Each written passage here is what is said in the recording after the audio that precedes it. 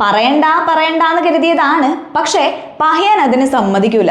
എന്നാ രണ്ടും പറഞ്ഞിട്ട് എന്നെ ബാക്കി കാര്യം. സുരേട്ടാ, നിങ്ങൾക്ക് നല്ലോണം ചൊറിയുന്നറിയാം. കാരണം മാരാർ ഭവനിൽ പെയിന്റ് പണിക്ക് വന്നവർ പോലും കേന്ദ്രമന്ത്രിമാരും ദേശീയ വൈസ് പ്രസിഡന്റുമാരും ആവുന്നത് നോക്കി നിൽക്കാനാണ് സുരേട്ടന്റെ വിധി. അല്ല, വിധിയെ പഴിക്കുക തന്നെ, അല്ലാണ്ട് എന്ത് ചെയ്യാനാ? നേരാവണ്ണം ഒരു പഞ്ചായത്ത് തെരഞ്ഞെടുപ്പിൽ പോലും ഇതുവരെ ജയിക്കാത്ത സുരേട്ടൻ വിധിയെ പഴിച്ചിട്ട് കാര്യമുണ്ടോ? അതുമില്ല. കേരളം മുഴുവൻ നടന്നു മത്സരിച്ചിട്ടും തോൽക്കാൻ മാത്രം വിധിക്കപ്പെട്ട പാവമാണ് സുരേട്ടൻ. മണ്ണും ചാരി നിന്നവരൊക്കെ മന്ത്രി സ്ഥാനവും കൊണ്ടുപോയി. ഇനിയിപ്പോ കർണാടക, കേരള, ഇന്ത്യ, ഉള്ളി, ഗണപതി വട്ടം എന്നൊക്കെ പറഞ്ഞ് തേരാ പാരാ നടക്കാം, അല്ലാണ്ട് എന്ത് ചെയ്യാൻ? അതേസമയം സുരേട്ടന് കുറച്ച് ദിവസമായി കോൺഗ്രസ് നേതാവ് കെ മുരളീധരന്റെ മുതുകത്താണ് ചൊറിയുന്നത്. അത് മുരളീധരൻ മൈക്കെടുത്താൽ തീരാവുന്ന ചൊറിച്ചിലേ ഉള്ളൂ എന്നാണ് നാട്ടുകാർ പറയുന്നത്.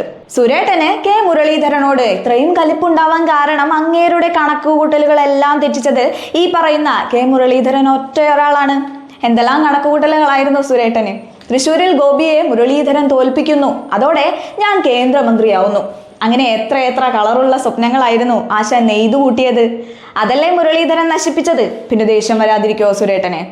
ഒരു നേതാവ് എങ്ങനെ ആവരുത് എന്നുള്ളതിന്റെ ഏറ്റവും വലിയ ഉത്തമ ഉദാഹരണമാണ് BJP സംസ്ഥാന അധ്യക്ഷൻ എന്ന് അവർ പറയുന്ന നമ്മുടെ സുരേട്ടൻ. ഗതികേട് അല്ലാതെ എന്തു പറയാൻ? കുത്തിത്തിരിപ്പാണ് സാറേ മെയിൻ. അത് മനസ്സിലാക്കാൻ സുരേട്ടന്റെ ഓരോ സോഷ്യൽ മീഡിയ ഇടപെടലും ശ്രദ്ധിച്ചാൽ മാത്രം മതി. ബഹുമാനത്തിന്റെ നേർത്തൊരു കണിക പോലും ഇയാളുടെ വായിൽ നിന്നോ അല്ലെങ്കിൽ സോഷ്യൽ മീഡിയ പ്ലാറ്റ്ഫോമിൽ നിന്നോ നമുക്ക് കാണാൻ കഴിയില്ല. Indian national developmental inclusive alliance. ഇത് വായിക്കുന്നത് ഇന്ത്യ എന്നാണ്. അതായത് നമ്മുടെ രാജ്യത്തിന്റെ പേര്. നമ്മുടെ രാജ്യത്തിന്റെ പേര് ഇന്ത്യ എന്നാണോ താങ്കൾ പറയാറുള്ളത്?